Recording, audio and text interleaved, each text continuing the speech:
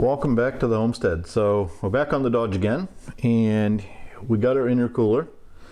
It's installed. We'll give you a little bit more close-up of that. We didn't get any video putting it in because it was a pretty big handful. The intercooler itself is pretty heavy, and getting it wedged in there was a bit of a chore. So Sue and I focused on that and didn't pick up the camera, but we'll show you what's going on.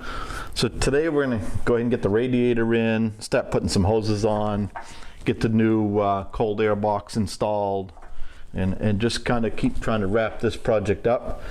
The boot kit from Power Driven Diesel was missing a boot. When I called, the lady in sales mentioned that they'd had 3 or 4 people call about that. At the time, I wasn't sure, I didn't look the boots over real close to compare them.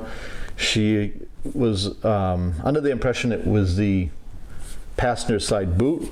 It actually turns out to be the driver's side boot we're missing, so I have a bad feeling the boot that they overnighted me is going to be a duplicate of the one I already have. The good thing is we can use our old boot, and you can get back at this later and change it if it becomes a problem. So we're going to go ahead and set our shroud in here, but first thing we're going to do is put our radiator hose on. So I'm going to get you guys a little bit of an overview of what we've done so far, and then we'll get that radiator hose on. So we're down in here. You can see we've got our intercooler boots on. We got our boot there. We've got our intercooler in. I don't know if you can see that very well on camera, but it's in. So it's a lot thicker than the factory one and a lot heavier, a lot nicer material. We got our air conditioner condenser bolted back in, so that's all ready. We got our top support for the hood latch all back on. So what we're going to be doing today is getting this radiator hose in place and the radiator and the shroud, and just building our way back out of this. So I'm going to set you guys up on this one, and I'm going to go get my radiator hose, and we're going to get that installed.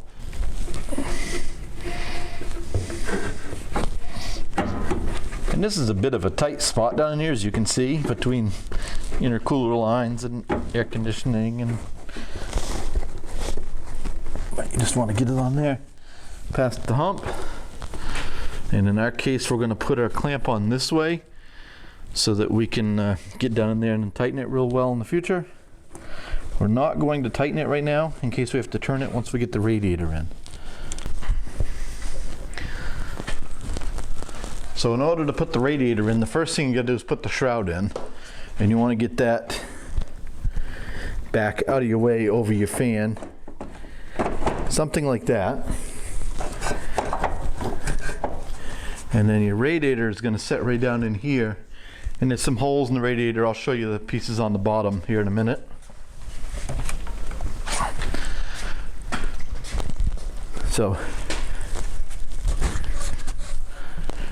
right here on the bottom, those fit into the radiator support, and that just sits down in there like so. Being careful not to booger it up.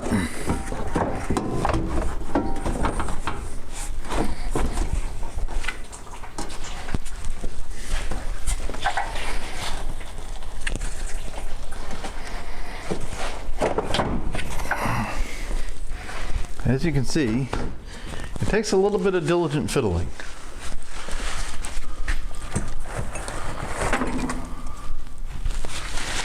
And then our radiator bolts.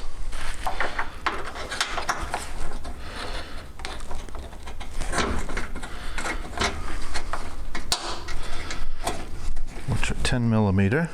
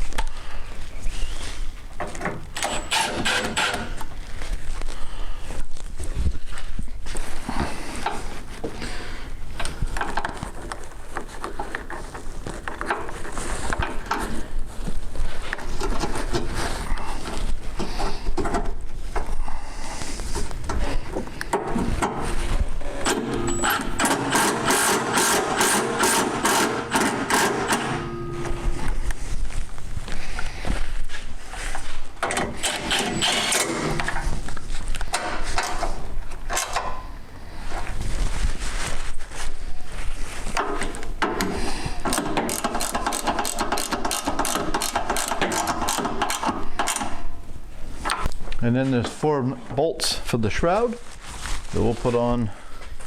You can see this side pretty easy. The other side's a little harder to see, but we'll try to show you what we're doing over there.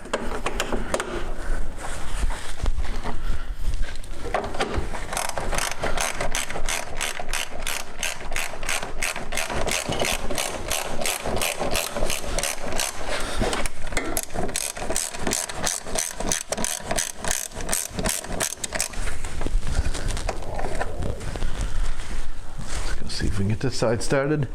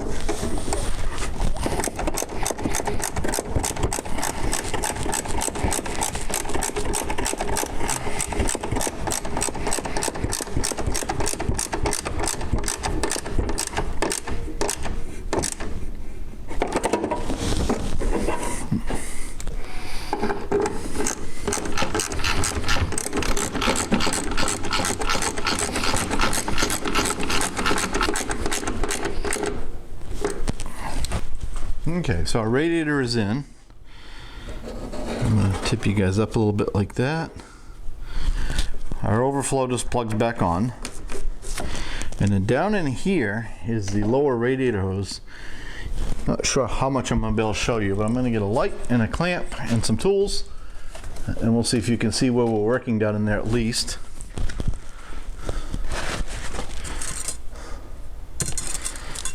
There's our other clamp.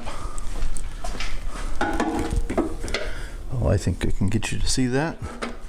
So there's the one we put on just a bit ago, and there's the other one right down in there. So I'm going to set you guys down. I'm going to get that all on, tighten the clamps, and I'll bring you back and show you. Because unfortunately we both don't fit in there together.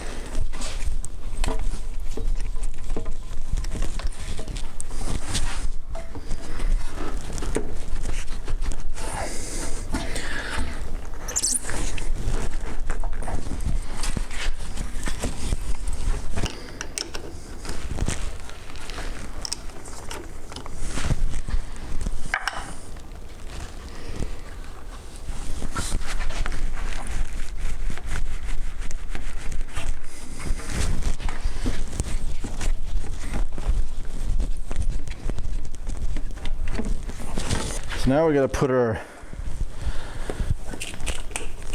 washer fluid back in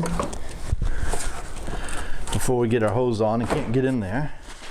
Now it literally just sets in there like that. There's a tab down here that goes in the socket, and these two go in there, and now we can put our top hose on.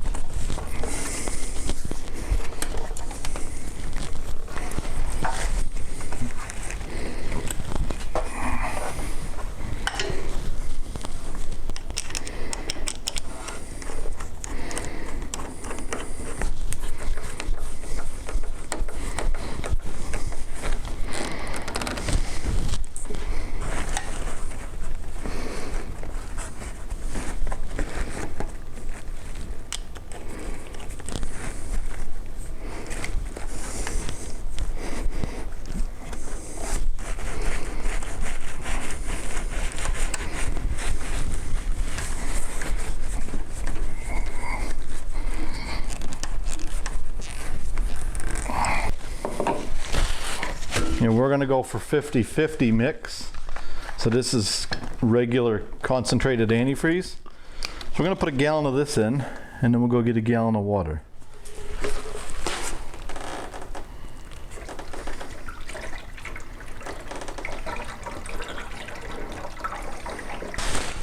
So the other thing we have to do is put our other intercooler pipe on. And as I told you, we're missing one boot. This is our factory boot that we're gonna reuse. I'm gonna put it on there for now. I'm not gonna put the fender on until UPS gets here today, just in case they sent me the right one. But I know she told me that she sent me the passenger, or she said, I believe you're missing the passenger side. And at the time, I didn't take the time to really look at it because they'd had so many cases of it. So anyways, I'm gonna get this tore apart. We'll get that fit on there. We'll leave these two clamps loose for now until UPS shows up. And if it is the wrong one, we'll crank these two clamps down. We'll call them up, start the exchange process, and we'll deal with this some other time. So on the Banks twin ram, we don't actually use this pipe anymore. You'll notice that pipe is straight all the way through. So let me set that out of the way.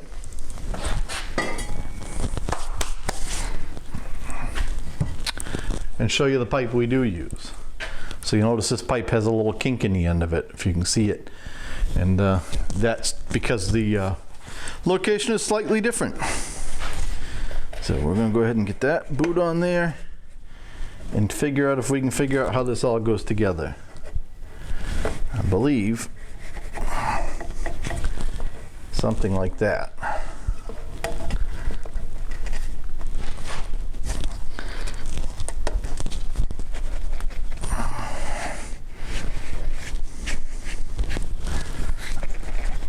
I don't know how well you can see that.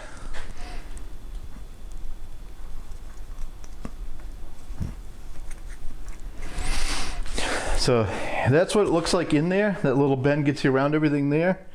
So we're going to go ahead and we're going to put our clamps on. Again, I'm not going to tighten that down. I'm just going to leave it like that for now, and that will wrap up, you know, that. Once UPS gets here, we'll put our two clamps on and be done with it.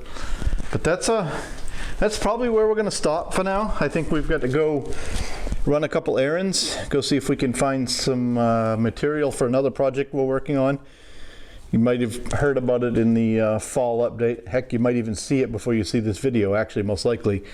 But we're having to go build a feeder for the horse, where we're going to be gone for most of the winter. We're going to build something that's big enough to hold 2 more round bales. So that will give them a total of 3 round bales out there, which takes them a good solid 3 months, which should solve all of our problems for that as far as feeding goes. So.